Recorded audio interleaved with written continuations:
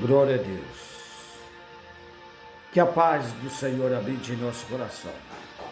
Eu convido você a meditar comigo em Mateus, o primeiro evangelho do Novo Testamento. Mateus capítulo 22 fala a parábola da bodas. Ele vai contar aqui a parábola de um rei que faz a bodas do seu filho, ou celebra a festa do casamento do seu filho. E no versículo 3 do capítulo 22, enviou os servos a chamar os convidados para o casamento. Esses não quiseram vir. Depois mandou outros servos, dizendo: está pronto a bodas, vinde. Eles também não ouviram. E por fim eles apoderaram do servo, humilharam e mataram. O rei ficou encolarizado, ficou muito irado e enviou seu exército e agiu contra aqueles homicidas e incendiou a cidade deles. Então diz ao servo, ao seu servo, no versículo 8: a boda estão preparada, mas os convidados não eram dignatários. Eles não mereciam, eles não eram digno de uma festa como essa. E depois já aos caminhos, saídas, convidai para a boda todos os encontrados. Ou seja, tem cara de gente, tem cara de ser humano, convida para bodas. E saindo, os servos a caminho juntaram quanto encontraram, tanto mal como bom. E a festa nupcial ficou cheia de convidados. O rei, entrando para ver o convidado, viu ali um homem que não estava trajado com veste nupcial. Ele disse: amigo, como entraste aqui não tendo veste nupcial? E ele ficou mudo. Pronto.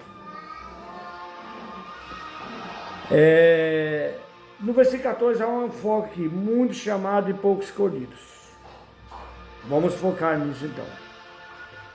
Olha o que diz essa palavra aqui. Ele chamou os convidados para bodas. Quem eram os convidados? Eram aqueles que têm obras. Eram aqueles que estavam há tempo já como os judeus. Tem 613 mitzvot, ou mitzvah, mandamento diário. Eles fizeram tudo por obra, por lei, por mandamento instruído.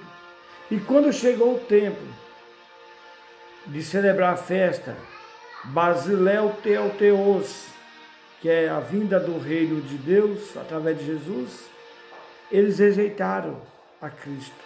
Eles não quiseram entrar para a festa. Como eles rejeitaram esta festa, que é a presença de Cristo, estabelecendo o reino dele no coração das pessoas e preparando para a grande festa do grande dia, chamada bodas. Olha o que nós vemos aí. O Senhor então diz: agora eles se rejeitaram, eles mataram. Primeiro eles começaram a perseguir profeta. Mataram os profetas, humilharam, mataram os discípulos de Cristo, humilharam os discípulos de Cristo. Pedro, por exemplo, segundo a tradição, foi crucificado de cabeça para baixo, porque dizia: não sou digno de morrer como o meu Senhor. Tiago foi morto à espada. E assim tantos outros discípulos. O único que não morreu por morte cruel foi João. Mas ele foi desterrado na ilha de Patmos, naquela ilha vulcânica no mar Egeu, a 80 quilômetros a sudoeste de Éfeso. Ele foi desterrado ali para morrer. Mas por provisão de Deus ele morreu em boa velhice. Mas antes disso ele tinha sido jogado em uma caldeira de óleo fervendo e nada lhe aconteceu. E assim por diante. Mas eles fizeram isso todos com o servo do rei. Aí o Senhor diz assim aqui: então o exército do rei impôs-lhe castigo. Castigou-lhes. Nós vemos pela palavra que no ano 70 de Tito, cidade de Jerusalém, ou Jerusalém, foi cercada. E aconteceu a grande diáspora, a dispersão dos judeus por todos os cantos do mundo, vindo a renascer como nação no ano 1948, pela lei fornecida pela ONU, e tendo como voto de Minerva um brasileiro, glória a Deus por isso, Oswaldo Aranha.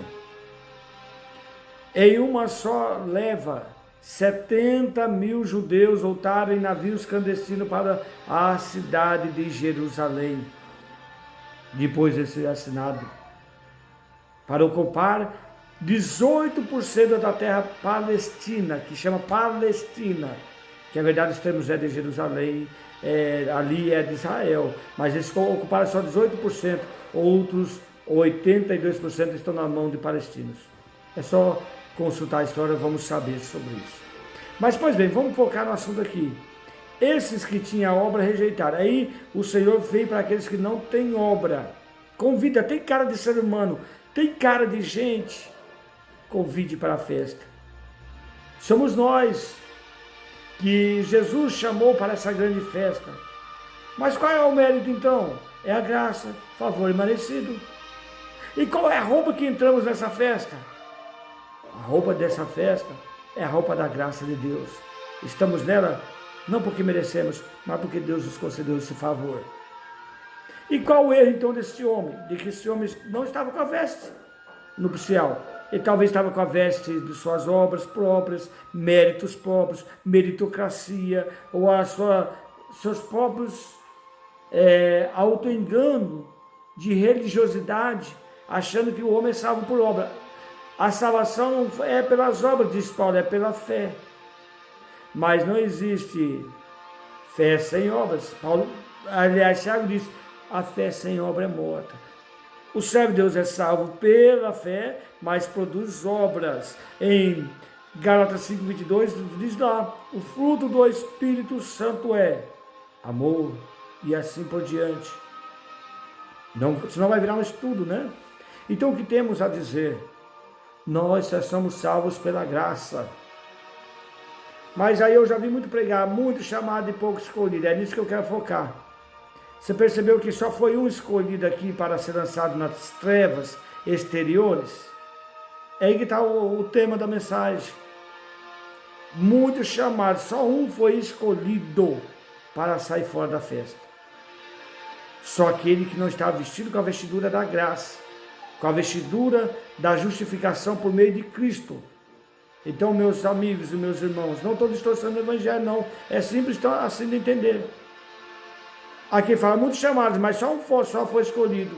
Só um só foi escolhido para sair da festa. Aqueles que aceitaram Cristo, que aceitaram o convite, sabendo que não tinha mérito, mas o mérito é de quem convida é Deus. E o próprio Deus nos justifica através das obras de Cristo. Ele nos torna não justos por causa da nossa justiça, porque diz Isaías que nossa justiça é como trapo de imundícia, mas é pela justiça de Deus em nós. Somos justificados, Jesus colocou a sua justiça em nós. Isso é o ato da justificação. É quando você vai mediante o juiz e você não tem méritos para se salvar e chega alguém e diz, olha, eu paguei o preço por ele, eu paguei a sentença, eu tornei justo por ele, a minha justiça está nele. A justiça de Cristo está em nós. Mas por causa disso vamos viver no pecado? Não, exatamente não. É por causa disso que vamos, a partir de agora, que a justiça de Cristo está em nós, vivemos em novidade de vida, diz Paulo. Mas pense bem nessa oportunidade. Nós não tínhamos méritos. Estamos vestidos com a capa da graça, favor e merecido. Agora, esse que foi escolhido para não participar, é exatamente esse que se arrogava, como muitos, eu faço isso, pago o dízimo, dou oferta, sou melhor que fulano. É como a oração do fariseu, que não se humilha. Ele apresenta diante de Deus o que ele é, e não o que Deus é na vida dele. Vamos fazer o seguinte, vamos deixar o que Cristo, o que Deus, o que o Espírito Santo é em nós, e não o que nós somos. Tá bom? Tá legal? Deus abençoe. Tenha uma boa noite. Amém? Obrigado por curtir esse vídeo aí. E não é uma aula de teologia, é um comentário simples, mas rápido e objetivo. Tá?